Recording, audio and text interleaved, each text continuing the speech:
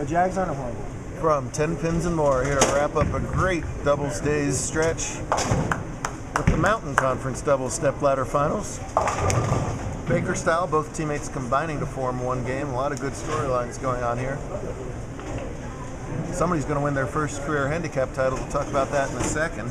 And we have a resurgent Ian Silva going, teaming up with William Ensminger, JBT alum from way back in the day, going up against Relis Alvarez and D-Ron Booker. And it's appropriate that these two should play for the title because after 7 games and 3 games of match play, they were at a flat-footed tie at plus 427. Gary and D-Ron won the semifinal match to get to this spot, so kind of appropriate they should play for the win. I expect a tie, and we'll just keep on tying all night. And I'll fly from Albuquerque instead of Vegas, you know. Williams been bowling great all day. Had the highest game of the day, right? 289. I don't think anybody beat that. But comes up high here. He'll be doing all the even-numbered frames, so he'll finish in the 10th frame for his team. Rocking the very spiffy Border City Kegler shirties. I like those. They look like a combo of the Suns and the Jazz. Those alternate Jazz jerseys. It's our sunset. Yes. We have the most beautiful sunset. Yes, you certainly do. I agree with that. Nice spare from William. I thought it was Vegas for a second. To the right, Land and Josh Mathis, father-son team. Came on strong in the semifinals to grab the handicap division lead. They are taking on first-time finalist Donald Gallegos and Mia Medina, and the difference is 21. They have to win by 21 to tie, 22 to win. A super smooth game of D-Ron Booker. Game to model years after right there. Throws everything over at the 7-pin and gets it. Contrasting that, the unique style of Land. This is going to be a very hard backup ball. Two-handed, off the right hand, a lot of lefty-style hook. Crashes up high and leaves the 4-7. He has been oh so close to a JBT win before. He's got 2 seconds, a third, and a fourth. Yet to get that very last rung on the ladder and finally win your first. It's been a struggle for him this season. No way to sugarcoat that. He's been on the struggle bus, so great to see him have a breakthrough event here. Looking to win his 4th career JBT title, but first scratch. And he's got a nasty nose split to deal with here early on. Pulled on Bourbon Street. Last oil was 5 days ago, I think, so pretty burnt out by now. That happens. Got to keep on adjusting, and adjusting is tougher than normal today because they only chose 3 balls. They had to choose 3 balls at the start of the tournament, and they are stuck with those 3 all day. So hopefully they made some educated guesses and got something that they could ball down to in the late stages of the tournament like now. If not, they'd be throwing a very fast or a very weak end position. Gotti, a member of the Tulane Collegiate Bowling Program, back here at home for winter break. Great to see her. Nice form. And nice results. Pops here, Josh. Team qualified first at plus 544. That's 14 games plus 150 bonus spins, so it sounds astronomical, but it's reasonably high, but not crazy high. And they're still looking for their first mark. And their opponents only have 1 mark as well. And somehow they got out of rhythm over there. You have to pay more attention to those crazy people.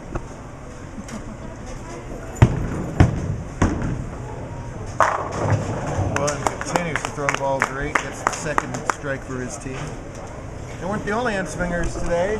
Williams' kids bowled today. There's one of them. She bowled 27 earlier today. Got herself a sticker for her and her brother. There's the front side of Tessa. There we go. Look how pure and relaxed and still D-Ron's shoulders are. Effortless. That's one way to get the ball through the heads when they're dry. Silky smooth and gets that light hit to trip over. Silky smooth. Yes.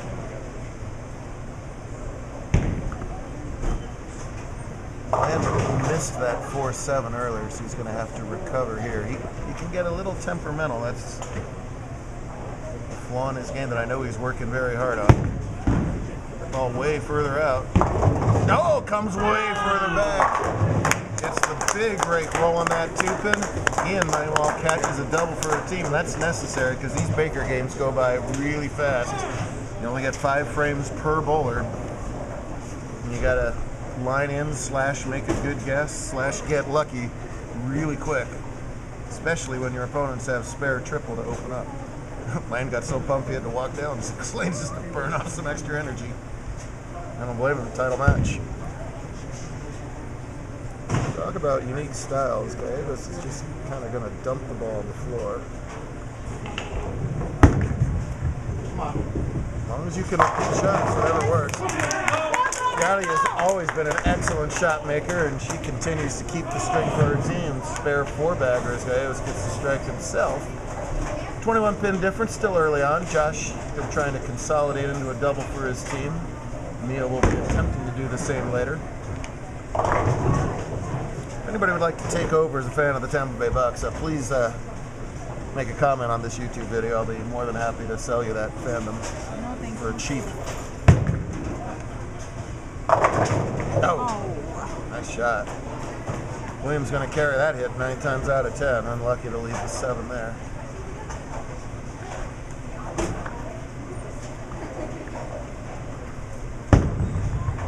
Josh, one of the adults who's got a 2-hander. I can't imagine he's always bowled 2-hander. I'll have to ask him that later.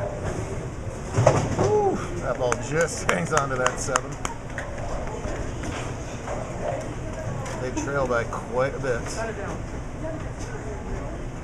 As Deron up quickly, looking to build up a prohibitive margin. He's going to walk a little around that ball return. I don't know, he still stayed pretty straight actually.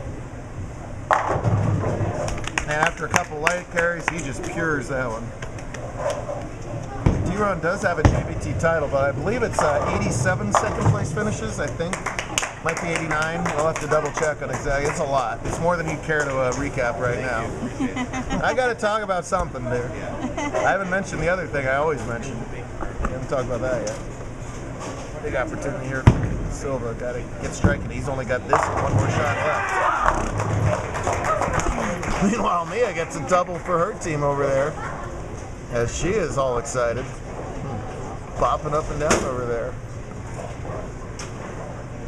They're getting 21, and as it stands, they now lead by 6 after 5 frames.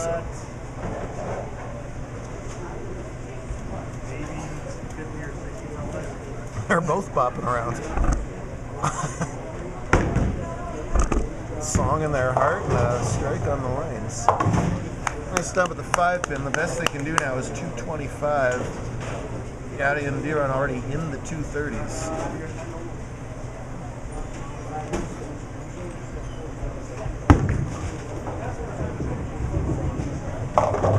Oh, game changer there as Gallegos crashes through the beak.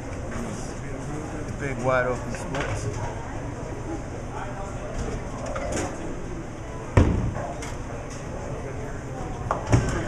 Looking for a 6-pack for her team. She needs it to push. Really lucky to push all the way to the 4-pin, to be honest. Just keep it clean and they can't lose. Relatively easy spare. Not that 9 counts have gone very well on camera for the last month and a half. I have seen more 9 misses in title matches than I would like to see for the remaining year. That's close. No, hooked off there and loses 2 more pins that count.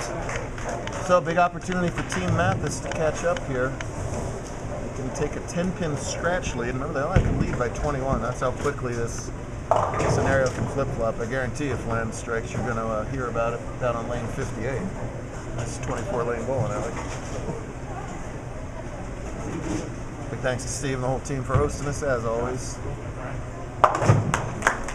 Back in August for Adult New Mexico.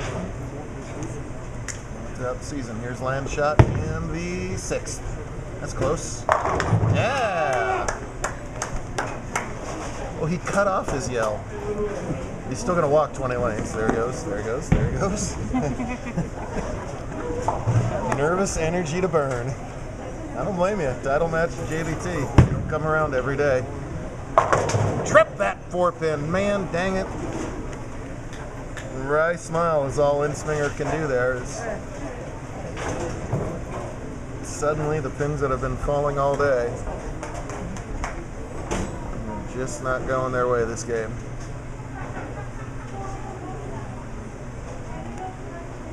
Tour rolls on to main event time. It's hard to believe in Vegas, starting next Monday. Always look forward to that. Giant shot for Josh here in his team's 7th. It's close. Oh! Big break to break up the split there. Can you tell these guys are related? I can't even follow them on camera. They're flying all over the place right now. D-Ron just in cruise control. That 4-pin does not matter. He would have to miss this and throw another open somewhere. With an excellent spare shoot. You got to capitalize on the fact that you got that break and not mess up the spare. He does. Nicely done. So they trail by 11 after that spare when you add in the handicap. Medina struck her last time. D-Ron making sure he's not making any mistakes, keeps his pre-shot routine the same, and has no trouble at all with that 4-pin. Me and our brother Alberto bowl all the time with us. Glad to see her in the finals.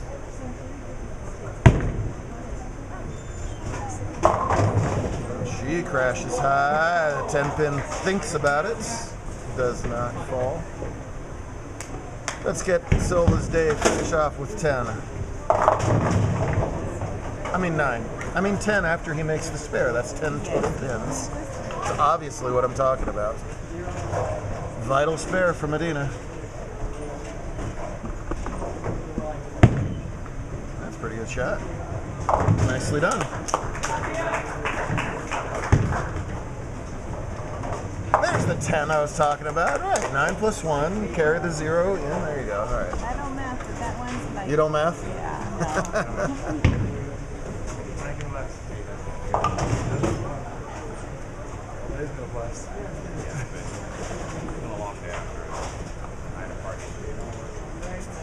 Nice to have a victory lap for Alvarez. This will be her 5th career title. 4th career title. She's got a scratch win and a couple handicap wins. New Mexico girls have been kicking butt for many, many, many years. No girls, period. And no surprise at all to see her on top of the field. Well, that could be anything the way Donald's ball hits. It's just kind of just get down there and see what happens. But a relatively makeable spare. Land is just having a day. Planet Matthews. Beautiful form, no trouble at the 9. So they're clean 230 going. That's plenty to win a title.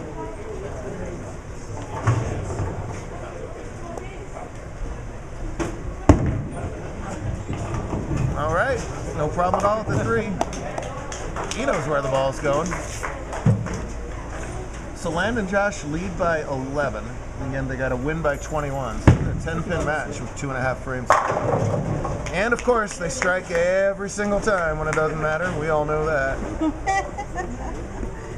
There's never been an inconsequential non-strike in bowling history, right?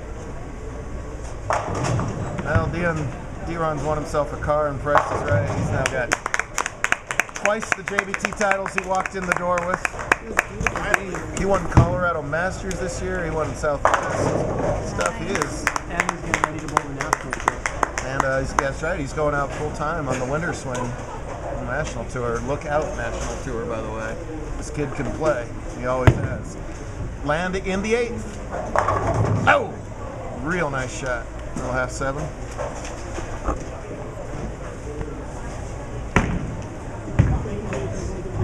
National tour will chew you up, but I expect good things from him. Make it a 240 something.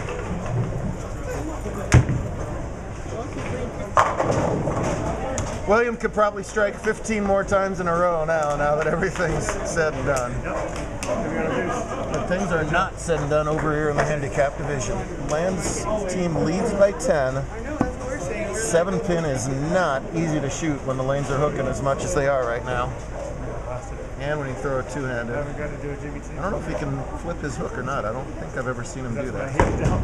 A lot of two-handers can do that. Yes, he can do that. So he's going to use the righty hook. Oh! Just a pinch slow, hooks by it. Get up, young man. This game is far from over. Doesn't help, of course. I got D-Ron on camera winning something. All these I'm guys, glad you could win with good friends and someone. good sports. Wow. That's a bit of an inside line there. That's one of the guys he finished second with earlier. Twice, I beg your pardon. That's right. So here's Josh in the ninth. Carry that. There you go. Big messenger in the ninth. All right. Josh did his job setting up his kid for the 10th. Anything can happen here. You got lower average bowlers than me and Donald. They could strike and end it, or land saying, man, just give me a chance. His last frame. Oh, the hard nickel. Real nice ball, solid 5. Easy spare in the lane, though nothing is easy in the 9th frame of a title match with this much nervous energy going around here. Are these the 4 most nervous finalists we've had in quite some time over here in the handicap? Every single one of them. It's just jittery. Can't be. They're making me jittery.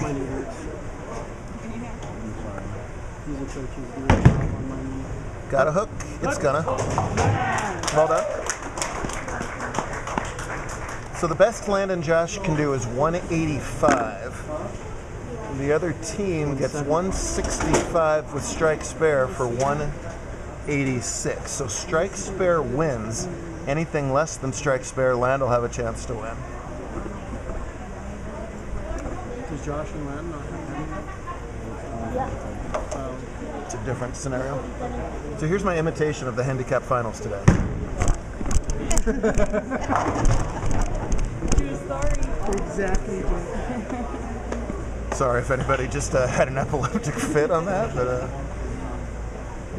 what can gallegos come up with?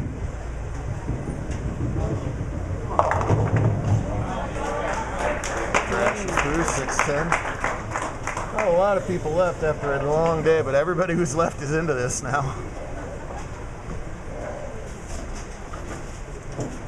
And he's gonna walk away. Come back, Donald. Show your spare.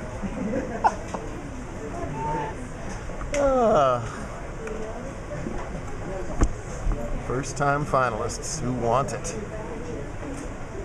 It'll probably be about $600 for first, so I wouldn't blame them for wanting it.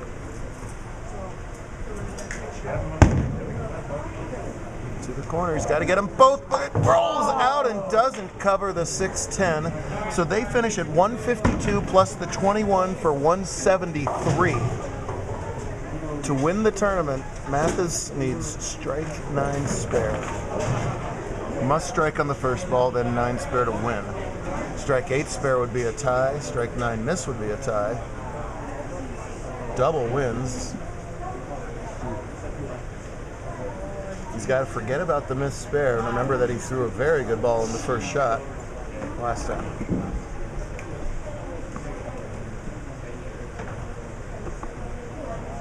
And he's leaving. No, he's taking his time, which is a mature move. Is what he's doing at this point. Why not? We have no shot clock. Get yourself as ready as you can to throw the most important ball of your career.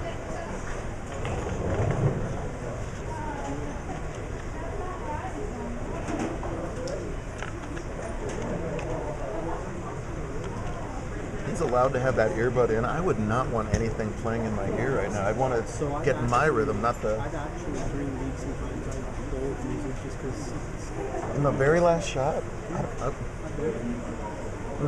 personally think for some it should be allowed. Here's the ball. Gotta have it. It's close. Oh!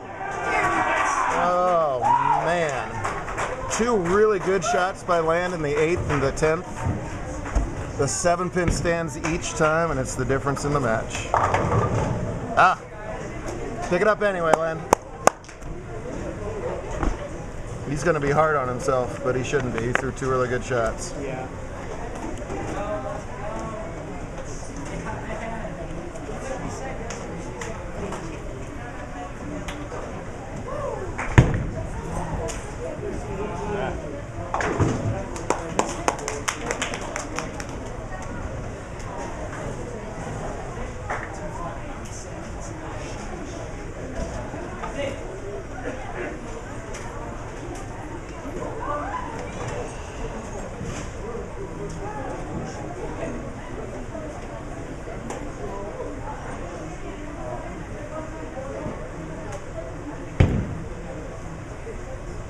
All